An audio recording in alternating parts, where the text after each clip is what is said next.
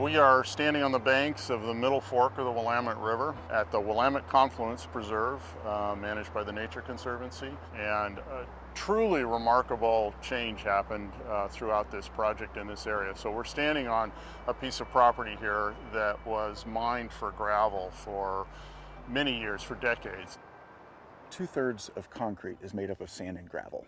And concrete is our #1 building block in the world. We use more concrete than we use plastic, metal, glass, and wood combined. So these types of sites like this gravel extraction is not only taking place right here on the middle fork of the Willamette River, but this is taking place all over the world.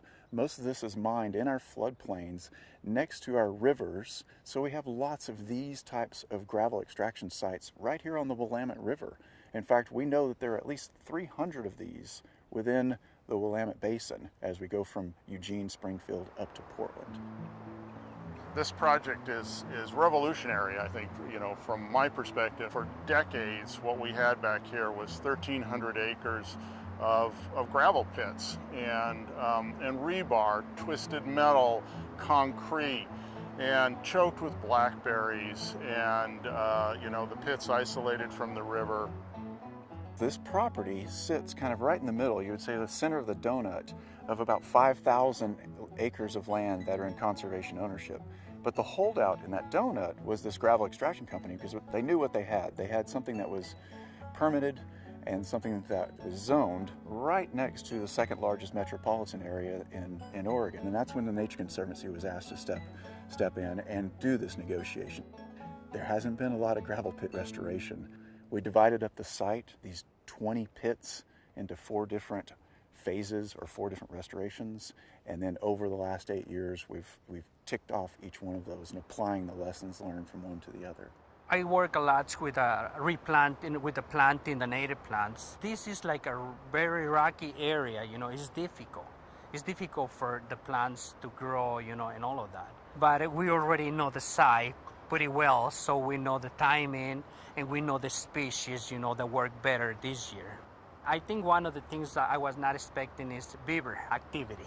I didn't know how much beaver activity there was. So my first day of planting, then I came back in a week and a lot of my plants was gone. So I did have to change my strategy a little bit, for better results. The scale is pretty impressive. The banks of the ponds all softened and sculpted into a more natural look, and topsoil brought in, woody debris put in the ponds. We call them ponds now that they really look like a nice thing instead of a pit. One of our largest objectives of this site is to provide that floodplain habitat, that refugia for our juvenile salmonids. This is the prime habitat for our juvenile salmonids to rear. This is a nursery, and this is where they can get out of the main channel of the river to grow larger and be healthier. And at that point, it just becomes simple economics. If a small fish that stays in the river over the wintertime can get onto the floodplain and feed in this nutrient-rich environment like this, where we have big critters and big bugs for them to feed on, and they're not fighting the river, they're going to put on more weight. So their survivorship going out to sea is going to be better. Therefore, our returns are going to be better. And then we have a lot of other ecological targets or species that this benefits as well. Things we call floodplain obligates. Obligates are just something that spends its lifetime or a portion of its lifetime on the floodplain. The future of this place is hugely important. So $30 million has been invested between the purchase and the restoration funds from various sources. The Oregon Lottery provides a lot of money to Oregon Watershed Enhancement Board. Then the Oregon Watershed Enhancement Board invests those dollars into these conservation projects in places like this. So we use that money to hire contractors and to invest in the community and create jobs on the landscape, just doing restoration work for nature and for people. We're not just helping that environmental. We also bring in jobs for people. We always train new people every year.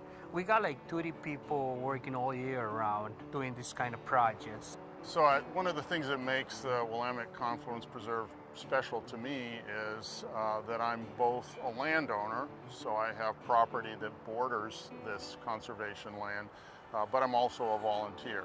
So it makes a difference to my home and my neighborhood and my neighbors. The quality of the property, the work that's been done here has been, you know, a dramatic enhancement to the quality of our neighborhood.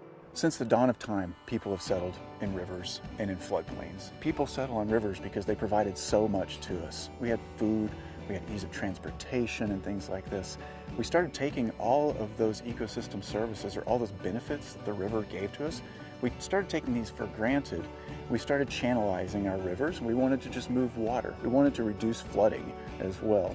So when we did that, we lost the services that the rivers were providing. For people that have lived next to a river that hasn't moved and has been channelized for maybe a generation or two, it's very hard to commit to, you know, let's allow the river to do a little bit. Let's maybe take down a levee. Let's let the river do the work for us.